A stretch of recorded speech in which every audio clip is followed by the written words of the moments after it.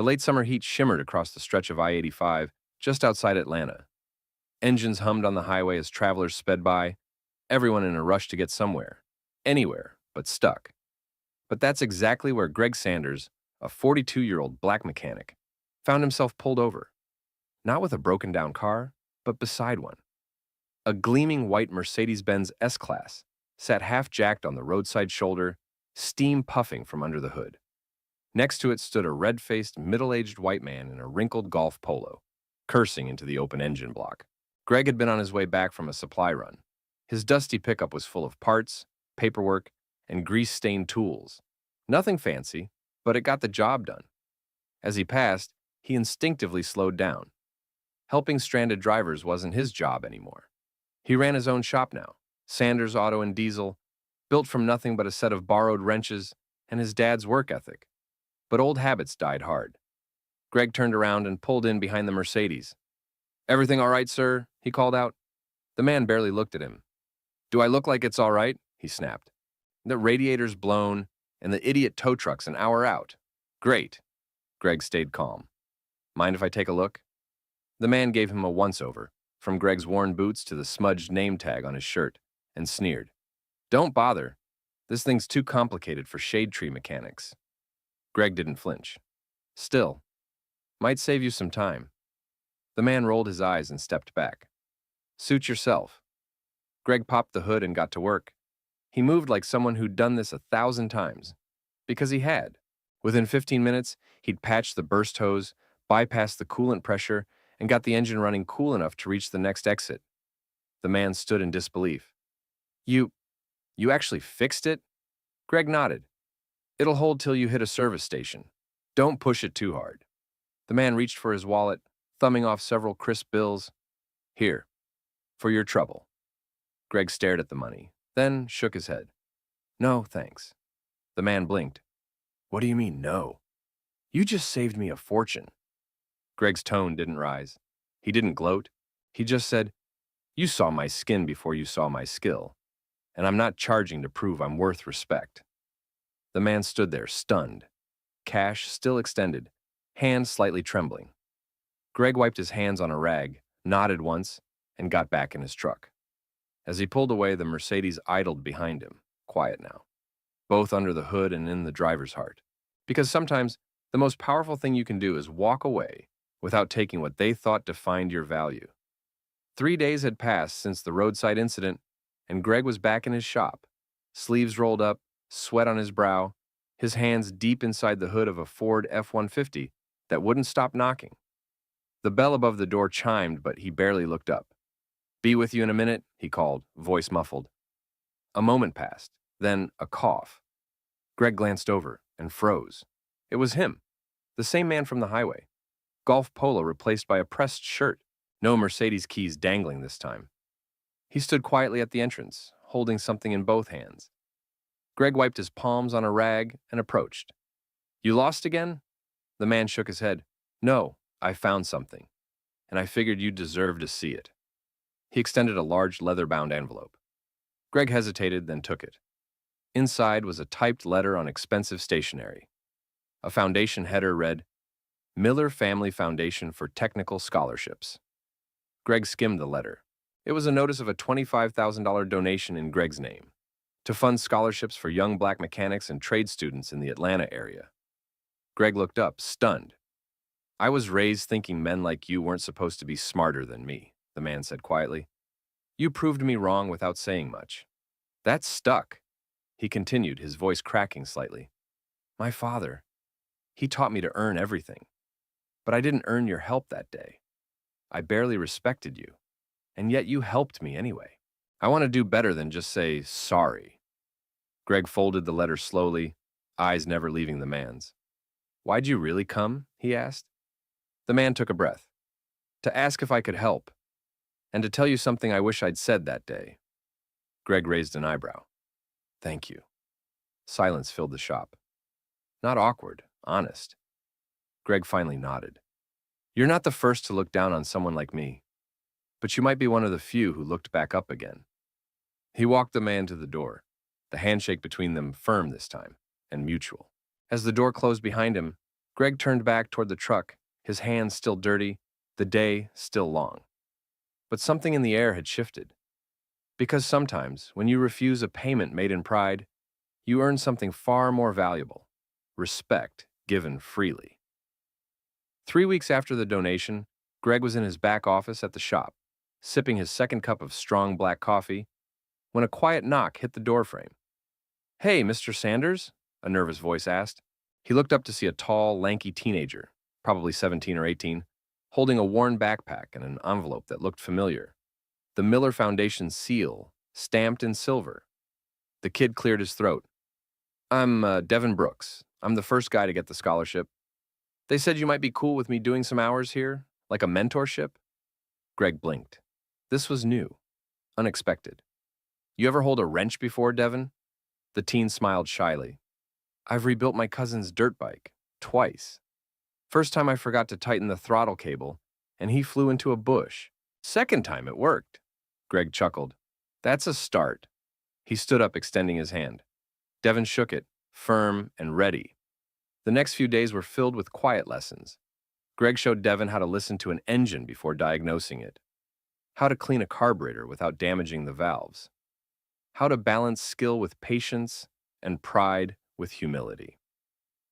One afternoon, while they were working on a classic Impala, Devin paused. "You ever think people like us don't get chances like this?" he asked. Greg leaned back on the stool, wiping his hands. "We don't. Not unless someone forces the world to look twice." Devin glanced at him. "Like you did?" Greg shrugged. "I didn't do much. Just didn't let someone's attitude stop me from being myself." Devin nodded slowly. "Still, that day changed something, huh?" Greg smiled. "Yeah, but not just for me. Because now it wasn't just about fixing cars. It was about building people and proving that when one man stands tall, he casts a longer shadow than hate ever could. And Devin? He was just the beginning." It started like any normal Tuesday at Sanders Auto and Diesel. Greg was under the lift, Devin organizing a fresh shipment of oil filters and spark plugs, when the bell on the bay door rang out. In pulled a silver Range Rover, spotless and humming, clearly a status symbol. The door opened, and out stepped a sharply dressed woman in heels, sunglasses, and a Bluetooth headset still clipped to her ear. Devin moved first. "Good morning, ma'am. What can we help you with?" The woman looked at him with mild surprise, then glanced around. "I need a tire rotation, and my check engine light just came on. I'm in a rush. Are your guys around?" Devin smiled, polite. That's me. I can run the diagnostics and get started." She interrupted. "Wait, you?" Greg had heard the tone before, as that subtle disbelief disguised behind a smile. He emerged from under the lift, arms folded. "Is there a problem, ma'am?" She turned to Greg. "Oh, no, I just assumed one of the senior techs would handle a newer model like this. It's a little advanced, that's all." Devin didn't flinch. "I've worked on Range Rovers before. Took a training course last summer. Plus, I've got full certification now." She hesitated. "Still, I'd rather someone with more experience take a look." Greg stepped in, calm but firm. "Around here, we trust our team, and Devin's as qualified as anyone you'll find in this zip code." The woman looked from Greg to Devin. "I suppose I don't have a choice," she said coolly. Devin gave a polite nod. "Yes, ma'am. You're in good hands." An hour later, the diagnostics were complete, the rotation done, and Devin had even run a minor ECU reset to clear a false sensor reading, a trick Greg himself had taught him just 2 weeks prior. When the woman returned, her Range Rover was purring like new. She scanned the invoice and paused. You did all this?" Devin nodded. "Yes, ma'am. Personally ran it all. Triple-checked everything." She handed over her card and finally looked him in the eye. "You're good. Better than I expected." Devin gave her a small smile. Most people don't expect much until they see results. As she drove off, Greg clapped Devin on the back. "You handled that better than I did at your age," he said. Devin shrugged. I just did what you showed me. Fix the problem, stay cool, let the work speak louder than the words." Greg grinned. "You're going to be just fine. Because for every person who doubts you, there's a chance to turn their expectation into silence, and their silence into respect. and Devin had just passed his first real test. It was a warm spring morning when Greg arrived early to open the shop. The air was thick with the scent of grease, fresh coffee, and potential, the kind that only came after months of progress built on quiet perseverance. Devin was already there, sweeping the floor, earbuds in, mouthing lyrics to some rap track that Greg didn't recognize but respected. The kid had come a long way. He no longer asked before jumping into jobs. Customers knew his name. And his confidence? Solid. Earned. Greg was flipping the open sign when a black Cadillac slowly pulled into the lot. It parked carefully, engine idling. Out stepped Mr. Miller, the same man whose Mercedes Greg had fixed months ago on the highway. But this time, he wasn't alone. A young woman followed behind him, late teens, maybe early 20s, with a notebook clutched to her chest and nerves dancing in her eyes. "Greg," Miller said, extending a hand, "I wanted you to meet someone." He stepped aside. "This is Kendra. She's the second recipient of the Sanders Scholarship."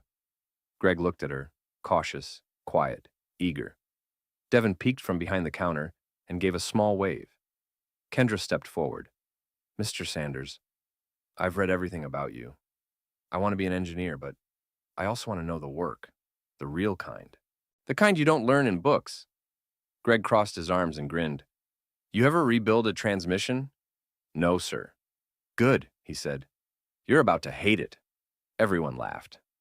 Later that day, as Greg stood in the garage doorway, watching Kendra and Devin argue playfully over the best way to pull a rusted bolt, he felt something shift. This wasn't just a job anymore. This was a legacy unfolding in real time. All because, on one hot day, he stopped for a man who didn't believe he was worth much, and refused money to prove a point more valuable than any paycheck. Now that point had names, faces, futures. Greg turned to the wall in his office, where he'd quietly framed that original scholarship letter. Underneath it, a new photo had been pinned. Him, Devin, and Kendra, grease on their clothes, sun in their eyes, pride in their hearts. And beneath it, a single line etched in brass: "Respect earned is power passed on." A month after Kendra joined the shop, Greg got an email that made him sit back in his chair and just stare. It was from the Miller Foundation. They were organizing a community event to highlight local businesses and scholarship recipients, and they wanted Greg to be the keynote speaker. Greg? A keynote speaker?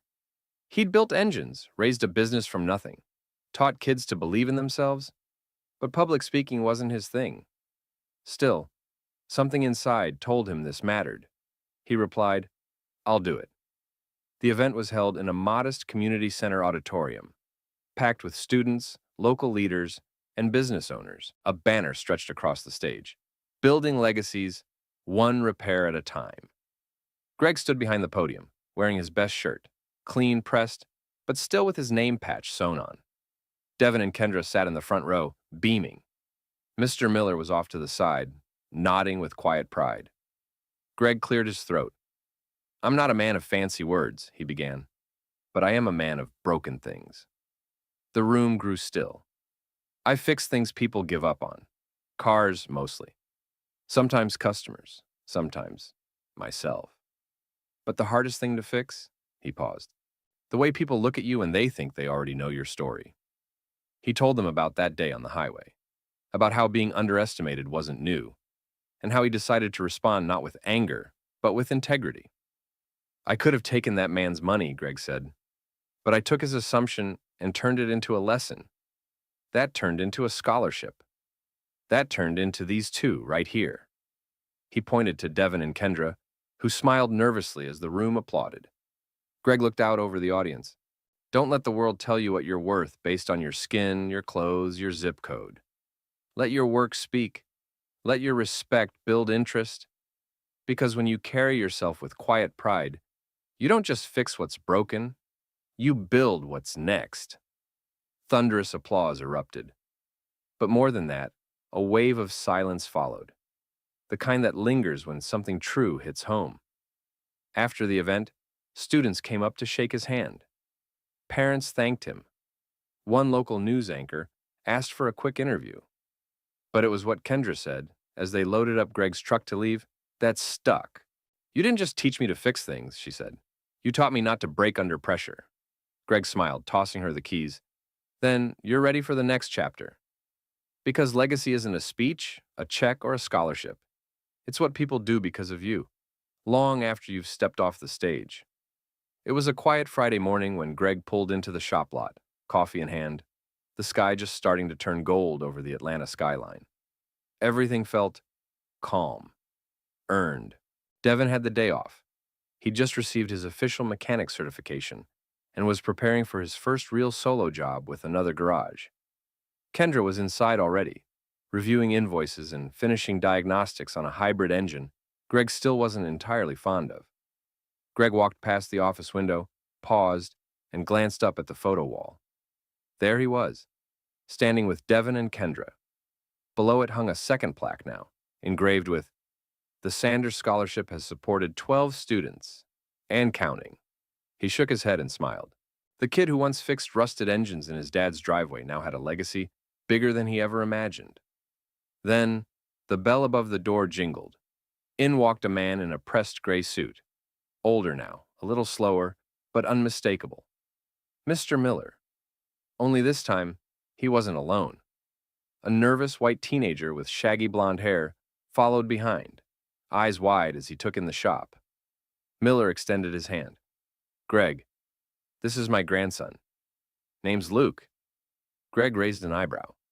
"He the one who broke something?" Miller chuckled. "No. But I figured it's time he learned how to fix things, starting with himself." Luke stepped forward, swallowing his nerves. "I'm supposed to intern this summer for school credit. Granddad said this was the best place to learn." Greg folded his arms, amused. "You sure you want to learn from a shade tree mechanic like me?" Luke flushed but held Greg's gaze.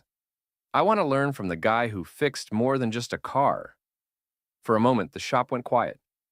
Then Greg turned and called out, "Kendra, got a new recruit. Show him how we clean carburetors before we talk diagnostics." She popped her head out from behind the car lift. "On it, boss." As Luke followed her nervously, Greg looked at Miller. Bringing him here wasn't just about cars, was it? Miller shook his head. "I taught him a lot. But you taught me something I couldn't. That pride without humility is just ego. And that real strength doesn't shout. It serves." Greg nodded once. "Then let's pass it down right this time." He picked up his clipboard and got back to work, the clang of tools and laughter ringing through the shop like a rhythm. Old but strong. Because in the end, the truest repair Greg ever made wasn't to an engine, but to the chain of assumptions that held people back. And every day since, he'd kept it running. One lesson, one person, one turn of the wrench at a time. Full circle.